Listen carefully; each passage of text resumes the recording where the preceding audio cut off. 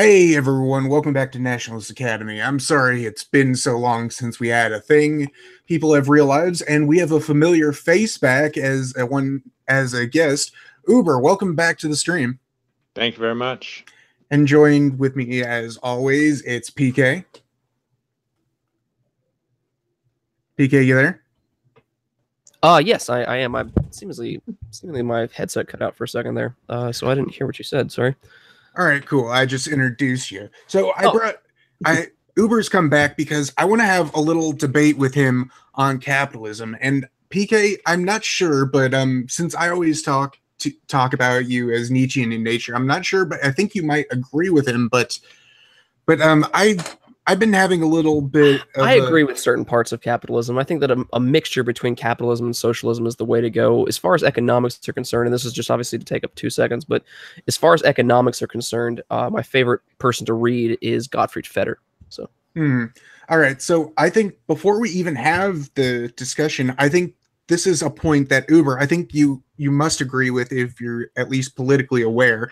Even let's assume that all the criticisms of capitalism are 100% true, but in terms of optics of actually getting a realistic sway in the political discourse in America, just openly, just without further explanation, criticizing capitalism, saying, it's shit, it's exploitative, and everything like that is an absolute just, it's a dead in the water proposition for any kind of person to make that proposition here in America. Do you agree with that at least? Yes, especially if you're planning to try to do outreach on the right way. I mean, I think that you could try to make an argument that if you were trying to recruit like DSA brochurists or something, that you could get off on a good foot by them by starting off the conversation with capitalism sucks, man. But like, if you're trying to push people who are already on the right, further right, attacking capitalism as your first red pill, probably not the way to go. I concede that. Absolutely. Now, all right. Now I think that we've got that out of the way. I think we can actually get into it. Now, I think we should define what exactly we are talking about with capitalism, because, I mean, the Marxists, they'll call everything to the right of Marxism capitalism. You'll have ANCAPs talking about their idea of capitalism. But I think the most general definition that I use when I use the phrase capitalism is a standardized currency within a market and the enforcement of private property rights. I think those are the two things when come together is what I define as capitalism. Now, what definition are you using when you criticize capitalism? You're asking me? Yeah, I'm asking you, Uber. Okay. If I had to, so when I'm making criticism of capitalism, I don't necessarily think, and I think we discussed this briefly on Twitter, that I'm necessarily talking about those two particular things. So maybe it's more calling it capitalism out of convenience, which you would probably hate because I know how much you love precision of language.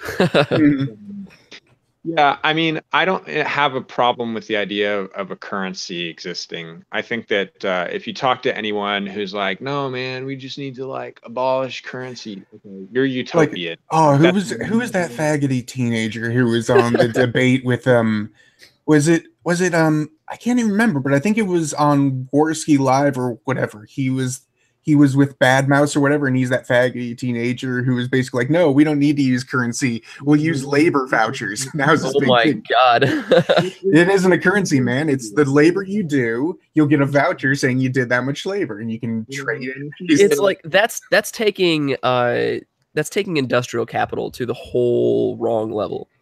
I know the Marxists are so absolutely silly, but because they're absolutists. That's what. Mm-hmm. But so Uber, we agree on a standardized currency, but what about the other part of enforcing private property rights? One of the biggest now hold on, hold on, let me phrase it with one last sentence. One of the biggest criticisms that Marxism has is inheritance. They don't believe in private property, so they believe in the abolishment of inheritance. Everything that you earn, you don't pass on to your lineage, to your family and your children. And I would say that you should obviously support that, right? People giving out inheritance because it's theirs. They actually own it, and they can give it to whoever they please. Mm-hmm. Yeah, I think that when it comes to private property, I I have a little bit of a middle view. You know, Marxists would definitely call me reactionary scum. They wouldn't see me as, but probably some of our capitalist allies definitely would not like my take on the subject. I think that when you talk about like capitalism exists with the market system, right? Like that's basically the voluntary exchange of goods and services. Like I don't want to do away with that. That's necessary. But when you start talking about like, well, private property, it's like, okay, well, what do we mean by private property? Do we mean that, you know, if you have a thing or a piece of land that the government can't just like come and take it because they want it?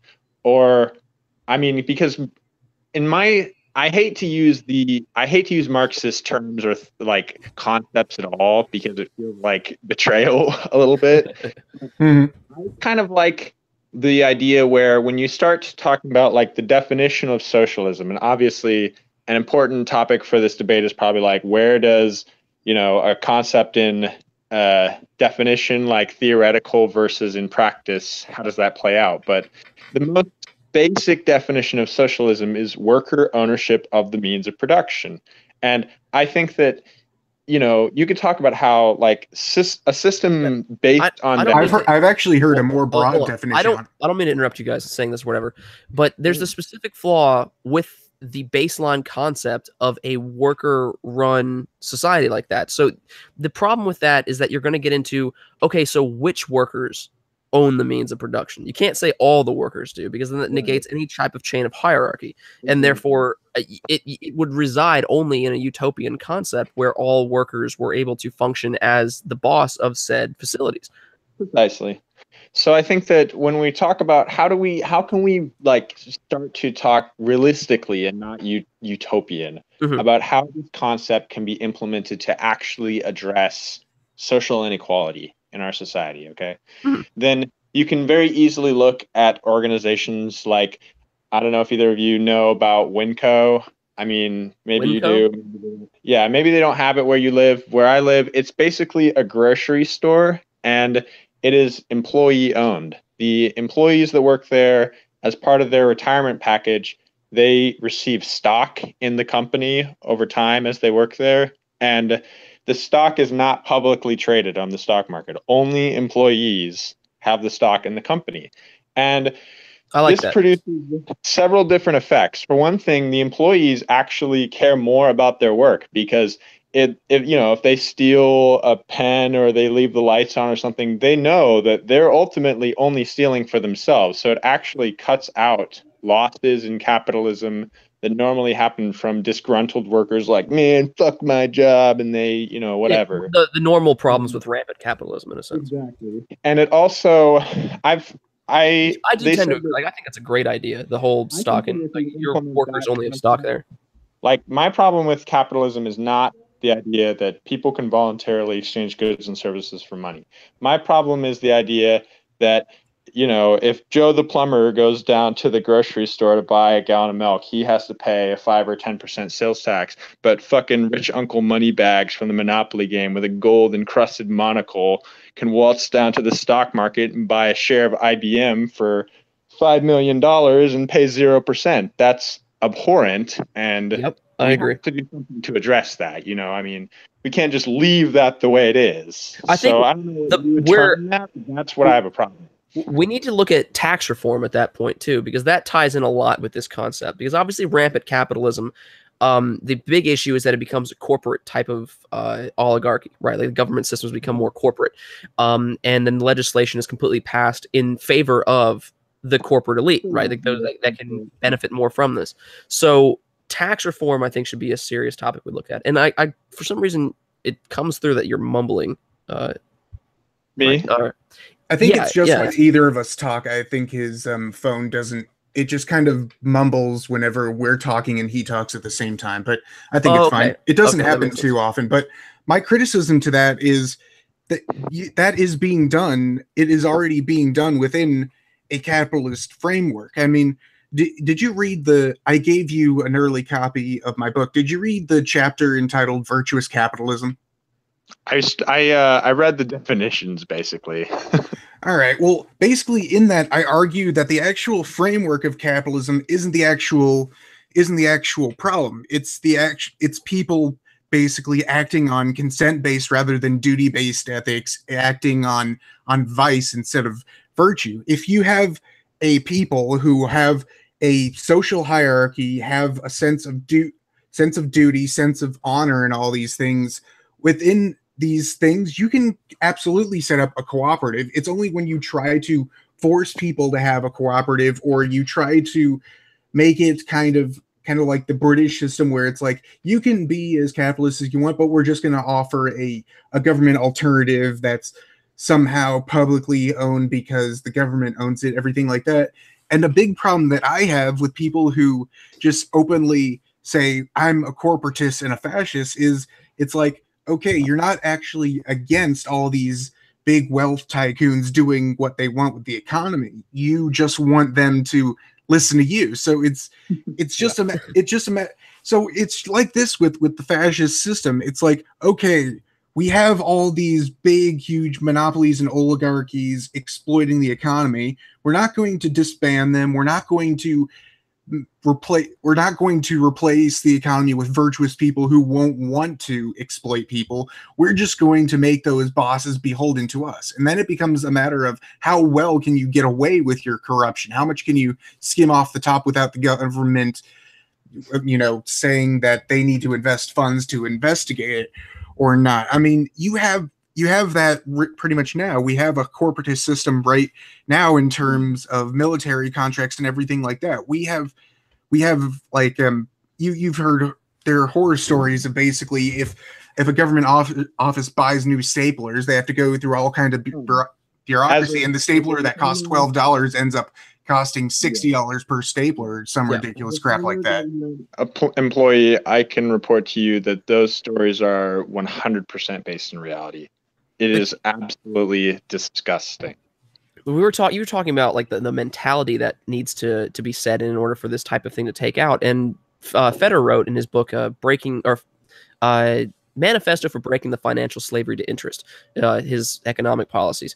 And he spoke about mammonism, right? And I think that's a term that has been forgotten in history, and we need to bring it back because it's specifically that, like the concept of the innate greed of mankind that drives these corporate elite or whatever to literally shit on their own people, to where they don't care about the populace. They only care about, the finance and more money. And it becomes all about greed. And that's literally what the concept of mammonism is, that they're driven by greed and not by the creation of works. But that also goes into the three different classes that we have of individuals. Well, I'm going to leave out the fourth, like royalty doesn't really count for this conversation. But when you're talking about the proletariat, the bourgeoisie, and the aristocracy, that is a very bourgeois concept, to have this mammonistic ideology where it is strictly about greed, where you have this class of individuals. So specifically looking at the three different classes and what they produce, the proletariat produces works, produces goods, produces capital, right? The aristocracy produces culture and drives those goods and those works to a direction. The bourgeoisie does nothing. What it does is sit in the middle of the two, and uses the capital and the labor from the proletariat to buy the culture from the aristocracy and to adorn themselves with these things. And so, unfortunately, since the Industrial Revolution and because of rampant capitalism, unfortunately, we have seen a rise in this bourgeoisie concept, where they have overthrown the aristocracy and the land-owning elite, and they have made it into an industrial system now, to where there is no culture being created because the aristocracy is not in control, and the only people that are being exploited are the proletariat, obviously, and the bourgeoisie are left to flourish off mammonism. Now, I disagree. That's a complete Marxist outlook on this. But I think if you look at Evola's concept of it, it's not. I'm in favor of putting the aristocracy back in power and removing the bourgeoisie. Yeah, all right. But hold on. If you look at Evola's involution, it's not. And I'll get to a second point on. I think the bourgeoisie do have a contribution to society. But if you look at it, it's not so much the existence of these classes or anything. It's whichever class is ruling. That's what's causing the specific problems. When we had the fall from the traditionalist, idealistic, sacred society, we had the fall to the semi-atheistic, honor-based society of the monarchs and generals. Then we had the next fall into the industrial owners, the bourgeoisie, as it's called, and then the final fall illustrated by communism, Marxism, to the proletariat. That it's not so much a problem that they exist or they do what they do. The problem is that the society itself has fallen so where they actually rule. Now, onto my thing, I do think that the bourgeoisie actually do have a contribution to society. What they do is, and this is a problem that Marx had, he doesn't understand what managers actually do. Now, within capitalism, it's a big flaw, and I agree there are a lot of flaws with it. If you want a book, the best book I've ever read on critiquing capitalism, it's called Debunking Economics, and I'll get into that later if we need. But basically, they don't understand the concept of you need a kind of middleman who has connections and things to make things happen. You can imagine a very high up leader like a monarch or like a captain of industry who can do all these things, but you need the regional managers too. You need the kind of upper middle class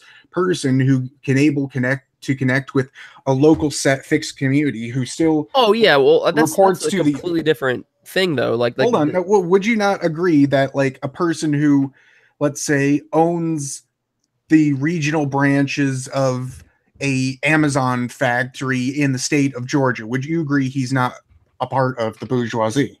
He's not royalty or aristocracy, but he's also not proletariat either.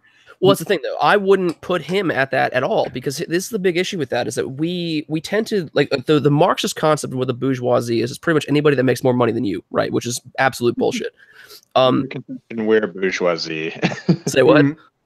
By their conception, we're bourgeoisie because we're not factory workers. Exactly. And that's a major issue, because the problem is the proletariat is not just one lower class, right? It is the entire strata of that which is not a ruling order. So you have the upper middle class, the middle class, the lower classes, the working classes. All these classes are part of the proletariat. So the factory worker or the factory operator, like the manager or the worker, they're both a proletariat. It's just a matter of strata like within that proletariat aspect. The bourgeoisie. Now this is where I divulge from, or not divulge. Sorry, this is where I diverge from the Marxian concepts, because obviously I'm not a fan of Marxist conflict theories, and it obviously culminates into this nonsense that can never happen, because they never won, right? Like the proletariat never won anything, especially in Russia. Nothing that never happened. They tried to have a proletariat uprising against the bourgeoisie and all that shit. It didn't work. All they did was just make new bourgeoisie, because that's literally how the only way you can have a utopian revolution outcome like that from communism, because it's utopian. You can never have this workers' paradise. So the where I diverge from this is thinking that the bourgeoisie, right? The bourgeoisie are not a large class of individuals. They are people like your Rothschilds, your merchant classes, right? Like, so pretty much your Jewish banking elite are bourgeoisie. They neither produce works and they neither create culture. What they do is they utilize stolen works, stolen capital from the proletariat, and then they use that to purchase the luxuries created by or thought up by the aristocracy. And so the major issue here is that you have a system where they they generate wealth without producing any works whatsoever. So that's the big problem with industrial capital versus loan capital. Right? A quick pause on that. If they're the bourgeoisie, then who is the aristocracy above them? See, okay, now this gets into Madison Grant's spear theory, right? Of the 3% in the iron head and then the 97% in the wooden body.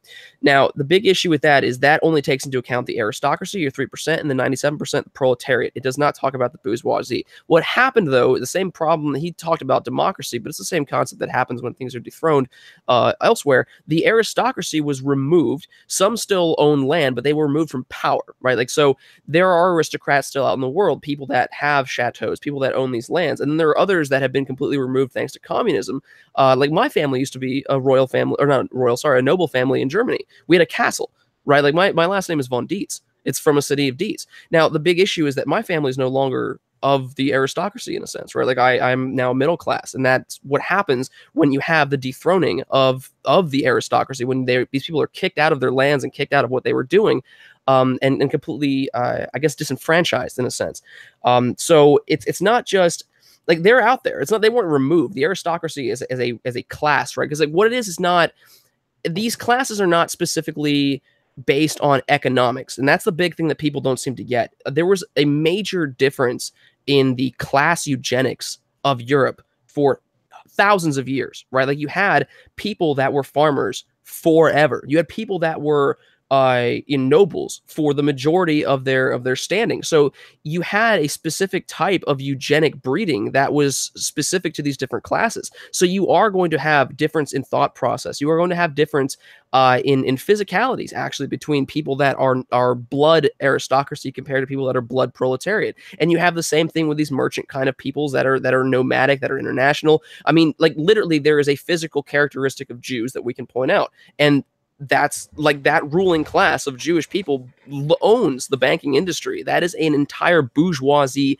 class of individuals that has a racial proponent to it. But hold on, we all of us here agree with the difference between demographics, and you can have different races and different peoples exploiting different other peoples. We all agree on that. The point is, when we're talking about the criticism of capitalism, bourgeoisie, proletariat, we're talking about strictly economic, like materialistic classes. Now, I know there's a right-wing element to it, talking about the culture in which these various economic states create, but at the same time, I have to disagree with your proponent that we can divide the classes up into a genetic component. I mean, there's a very interesting thing brought up by the alternative hypothesis where he theorizes how Europe became better during the Middle Ages, and he uses ancestry data that basically what both of us are calling the bourgeoisie basically outbred the proletariat and eventually kind of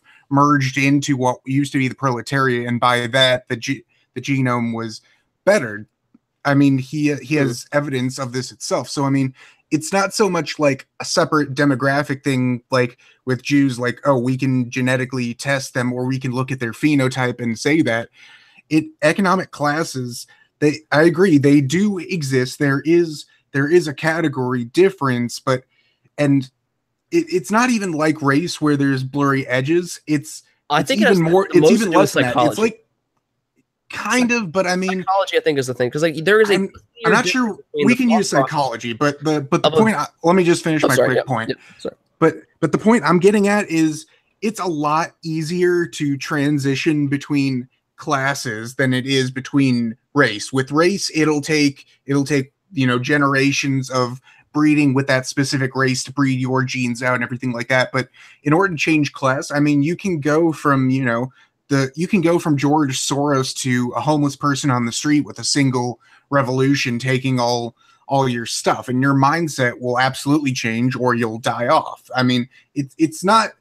I'm not a big fan of saying that the environment is favored over genetics, but when you can have such a drastic shift as you losing your job as the industrial owner and you end up working at a McDonald's, yeah, you're not going to retain that upper class high fine style cultured lifestyle that you were engaging in before. It's something that's very easily changed.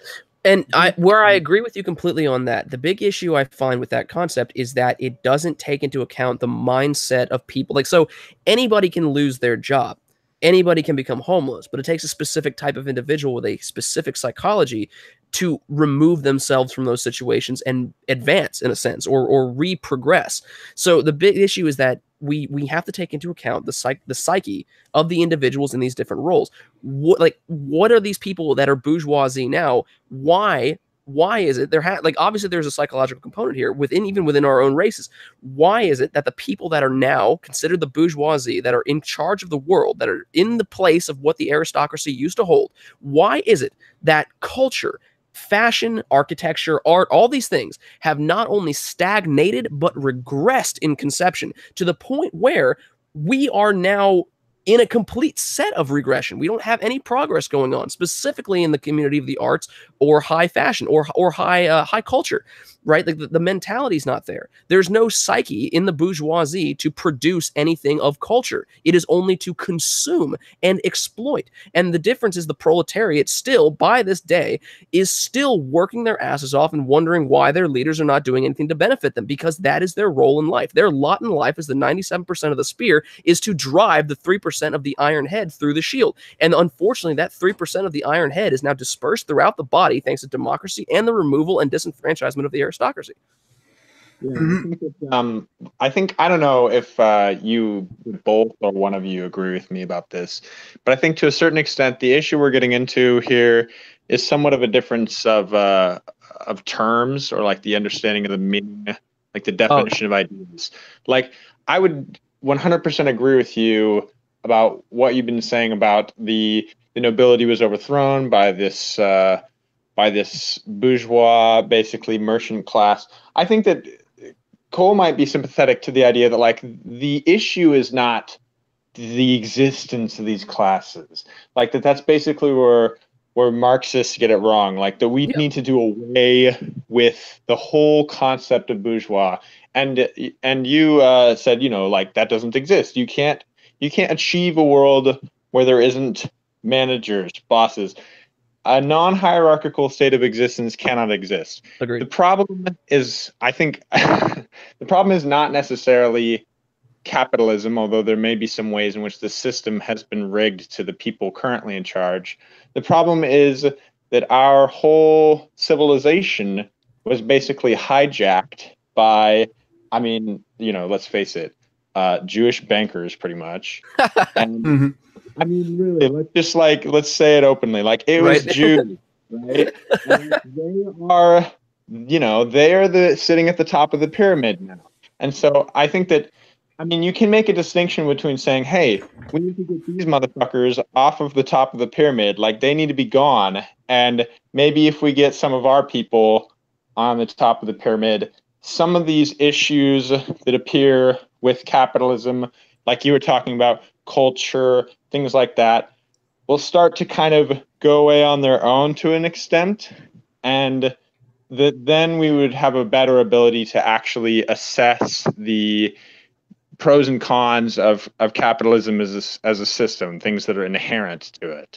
My You know, my solution that I propose to it isn't about class conflict, about getting rid of the bourgeoisie and a Catholic person that I follow and who I talk to and reply to and often disagree with, and who I disagree with right now. We don't need to kill the bourgeoisie's soul. We don't need to do anything like that. What we need to do is we need to go back up the pyramid. If you remember the pyramid that I showed you of Evola's involution. Right now, we're kind of at a midway between the last fall, between the bourgeoisie ruling and the proletariat ruling. We're becoming more and more, you know, egalitarian and communist. We don't need to have a synthesis of that. We need to go back up. We need to go to the next level of restoring the, not literally, restoring the monarchies and the great generals and people like that. This kind of An age of heroes. it's no actually not like the Age of Heroes. The Age of Heroes is the Well, no, is like the like one. like an It's age of heroes. well, kind of, but the difference that Evola describes between the Yeah. sacred traditional and the honor based monarchs and generals, right? Yep. Yep.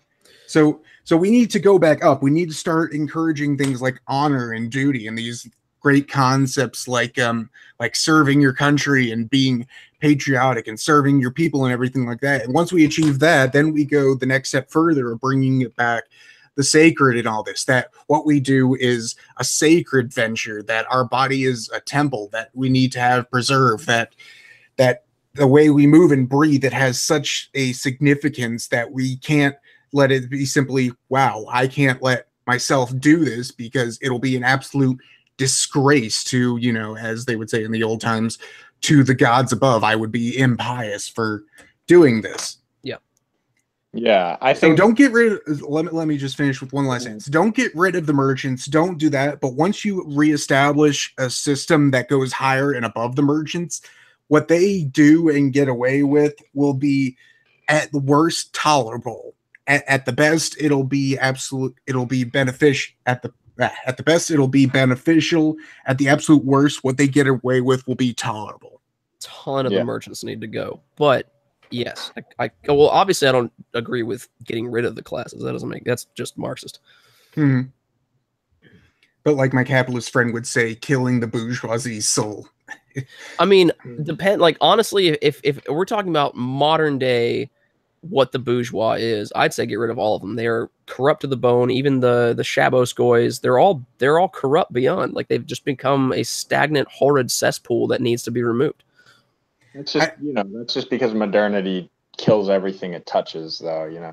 Well, it's also because of look who the specific merchant class we're talking about is in control right now. It's a foreign entity in control of us, and that's kind of a major issue there. It's like we need to remove them from our midst. Now, as far as like a bourgeoisie class, will it always exist? Absolutely. It just can't be in power. And the same thing, I don't think the proletariat should be in power, but I would extend it. I don't think it's just these Jewish international elites. I think it's also people like Hillary Clinton, these kind of mid-level politicians. Who pays her, though? Like she's paid by Jews. Yeah, there's different levels of bourgeoisie people. As long as you have that specific air and mindset, the Rothschild banker is no different in their goals and culture to that one spirit cooking performance artist woman. Yeah, no, you're right. I mean, it's definitely a different concept, and what their purposes are. Their purposes are certainly different. But the only reason why I would say that they all need to go, and that comes down to a different fundamental issue of the traitor gets the bullet first, because the traitor is the one that actually opened the gates to such corruption. Like they're the ones who brought in the Trojan horse of Jews. Mm-hmm. But I think that there's actually a big difference between I almost said the twaiter, but the traitor, the traitor and the person who kind of goes along with this. I've noticed a lot with just looking and analyzing how normies behave. This is almost kind of like a fatal flaw of modernity. They like to go along for the ride through our various memes and culture things. If something is accepted, they'll just kind of go along with it and not have any strong feelings about this. So, I mean, everyone now is going to profess, oh yeah, we think everyone is equal. We think everyone's is equal. But once that meme becomes kind of abolished, the people who didn't know what everyone is equal meant before in the true philosophical sense, now when they say, well, no, we're not all equal, they won't understand it in this new sense and go along with it just the same. So if we restore society to this next upward level, I think many of the people who we would consider to be maybe lower bourgeoisie, as we put it, like these spirit cooking people, like these performance artists, these California like trust fund kitties, I think if they're not diehard communist Antifa people, I think for the most part, they'll kind of adapt and go along. They'll, at the very least, shift more towards the right. And actually, I saw some posts earlier today that kind of go along with that to an extent. I think their phrasing was slightly more cynical. They were observing it with kind of a rueful tone, whereas I think that you are observing it with almost kind of a hopeful tone. They're basically saying that like all of these like normie, like basic bitch feminist women, that like once everything starts fucking, because they said, if you look at the leftist, like the actual core of what the average white leftist believes, okay, they do have this component of unconscious racism that they don't like to admit. Like, they fundamentally believe that minorities cannot get by without white assistance, whether or not they will openly admit it. So they said there's this residual bit of unacknowledged beliefs that are actually not that horribly far from ours to a certain extent. So he was basically saying that, like, hey, when shit hits the fan and it's like, race war out there, they're going to be the first ones beating at the gates, asking to be let in to this side. And, we'll have to decide whether or not to, they're going to be the first ones actually to become trad wives, basically. It's like, well, I don't know if I want to admit the thoughts. Exactly, but I think it has to do with my Christianity that does this. I do believe that forgiveness is a virtue, and like I mentioned before with you, Uber, you can take it way too far and be completely pacifist. But I mean, Christ, even Hitler in fucking Mein Kampf said it's foolish for you to judge the common man for his political beliefs, for he's just being shaped by the system around him. I mean, we have this system of modernity and absolute decay around us. Yeah, of course people are going to be covered in decay and cultural fungus and things like that. But when they come to you asking for you to clean them off and to help them get back. I absolutely believe if they didn't do something like spread the fungus to other people and do all this other kind of thing, yeah, absolutely, you should go down with a brush and help them out. I mean, I think it should be a part of our duty to our people, to even those who were slightly like led astray before, that we need to help them out as a duty. That's probably the only actual like tenable position in which you can maintain that we can get out of this without like a huge population reduction, you know.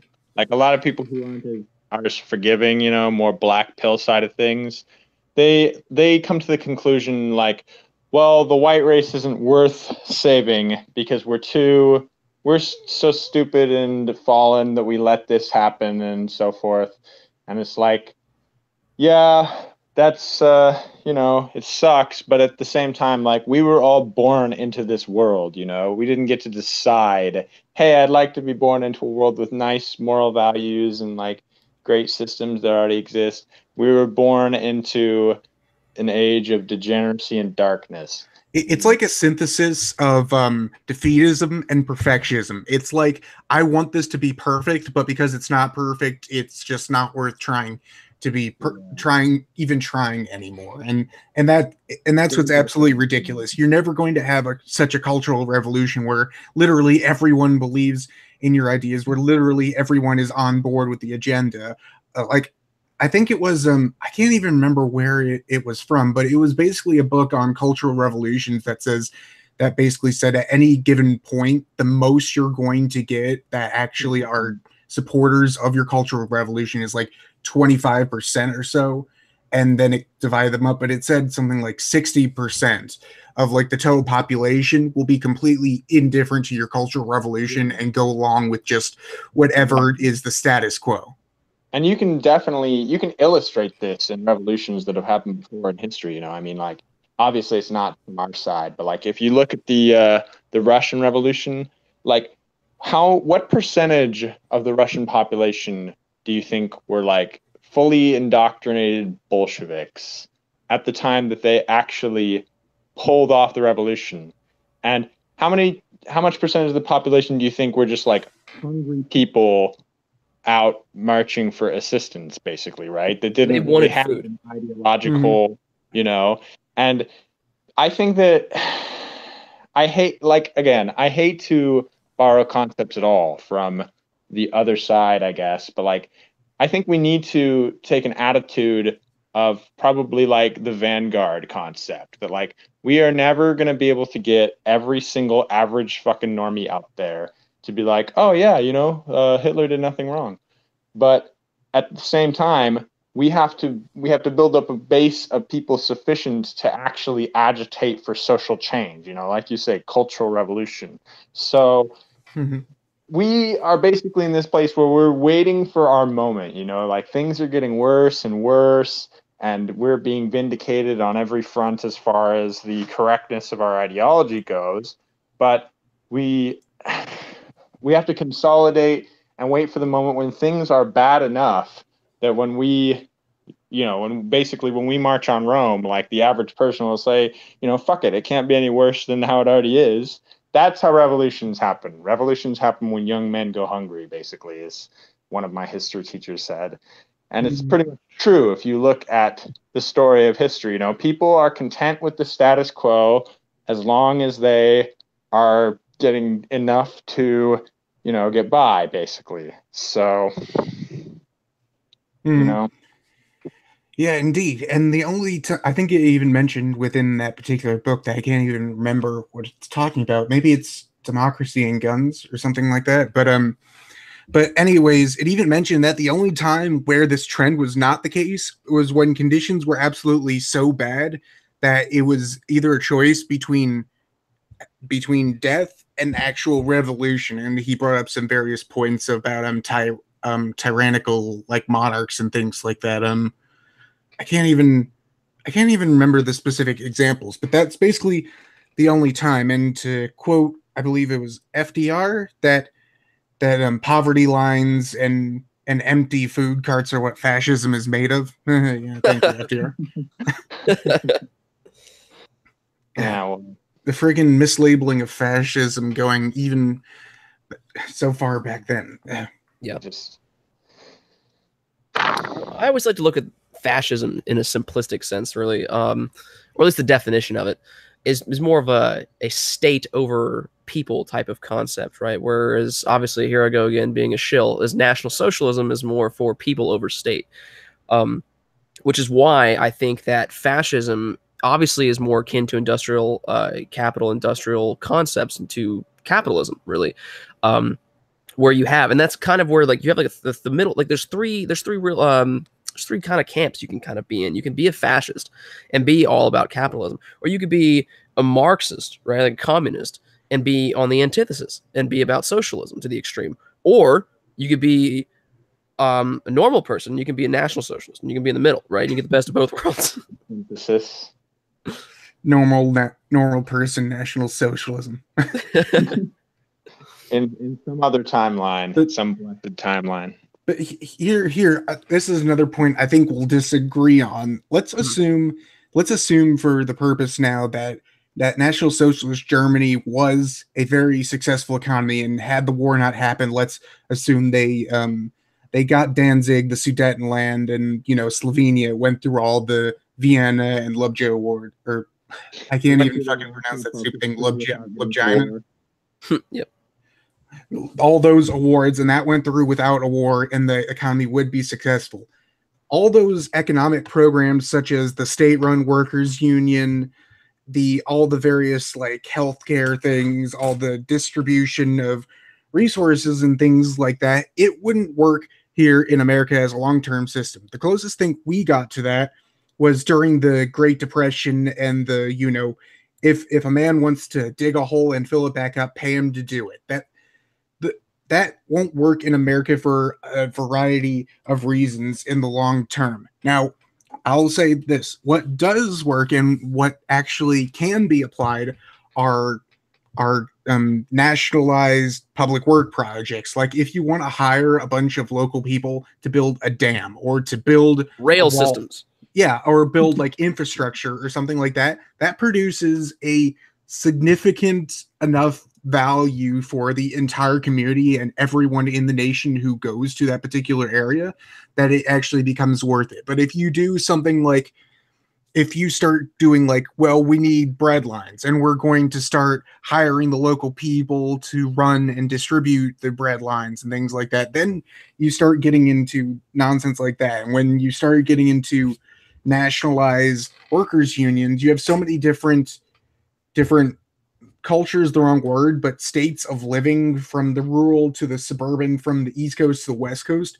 that trying to manage that within a national run workers union, it becomes nearly impossible to manage it efficiently or correctly. The U.S. is just too big, honestly. It's just too big for that sort of thing. Exactly, and that's one of my main criticisms of any kind of anti-capitalist thing. In terms of the entire nation, you need this kind of framework of the Minnesotans will have to live in their it's kind of, again, it's not like definitive this is the box and this is a market, everything within the market is the market, everything without it is completely separate.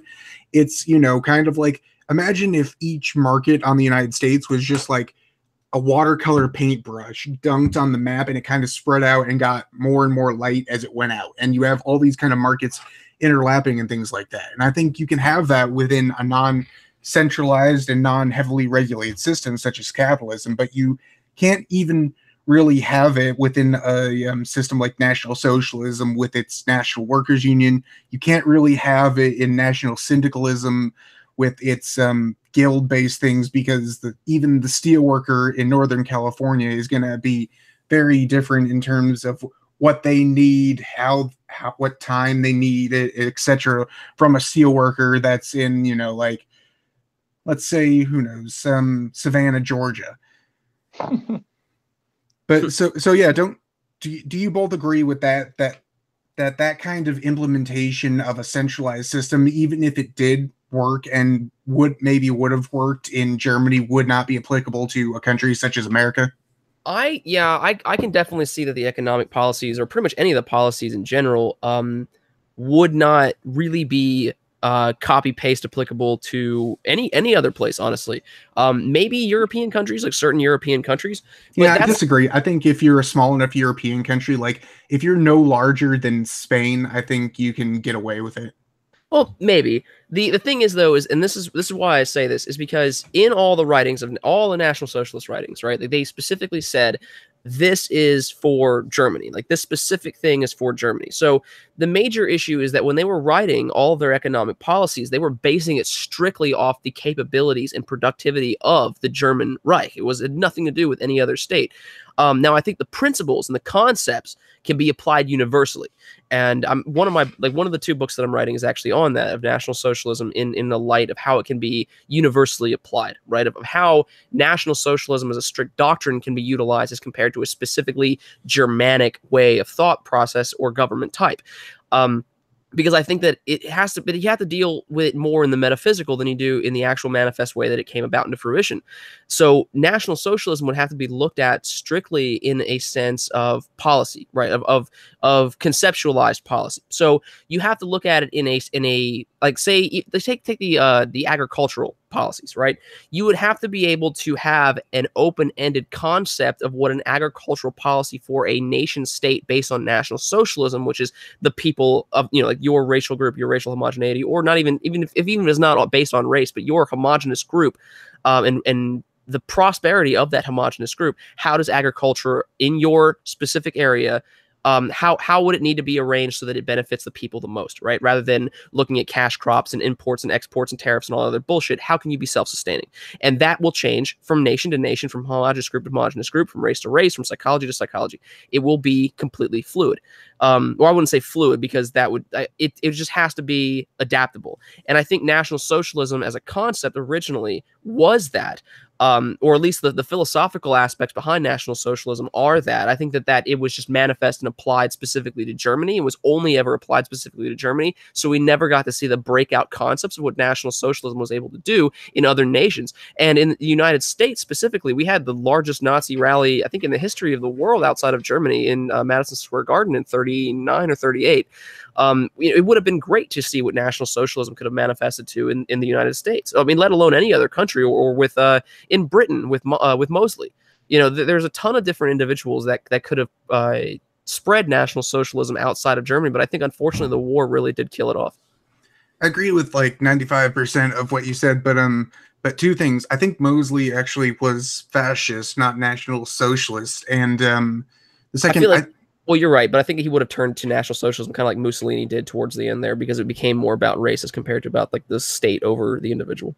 And the second point is, I think, didn't the German Reich implement National Socialism over other people too? I think particularly in like Bohemia and the Slovaks and such, didn't they set up National Socialist economies within their own kind of Reichsprotectorates? Yeah, because like unfortunately though, that wasn't really, I wouldn't really consider that to be a true rendition of a National Socialist independent state, because it was a controlled and occupied zone, right? And that in and of it. Oh, sorry, what? It was for like war purposes, basically. Yeah. Mm-hmm.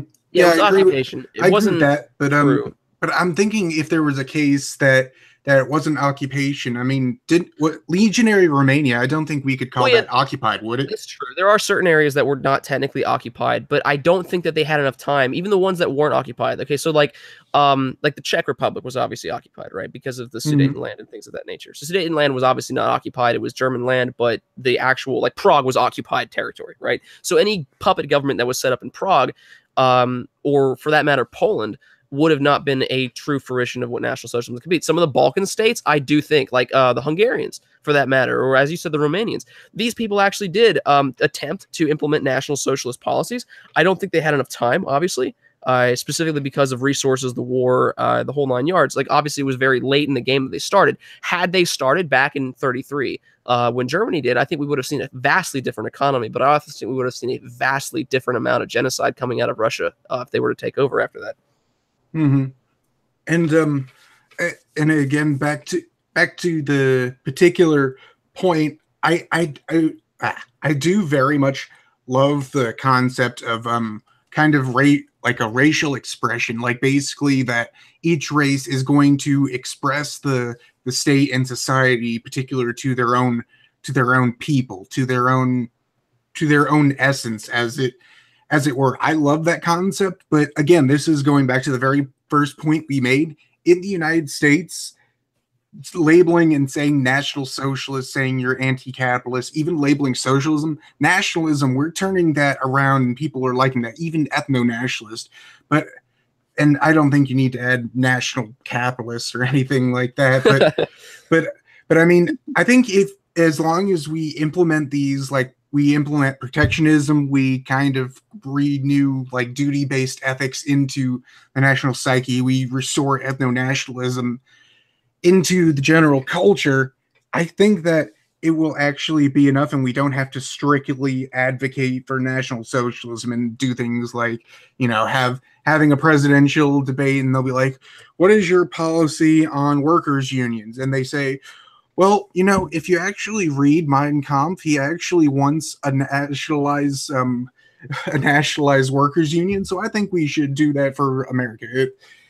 I think no, you shouldn't do that. I think that if you want a successful, wait, you said you do not, or you do want? No,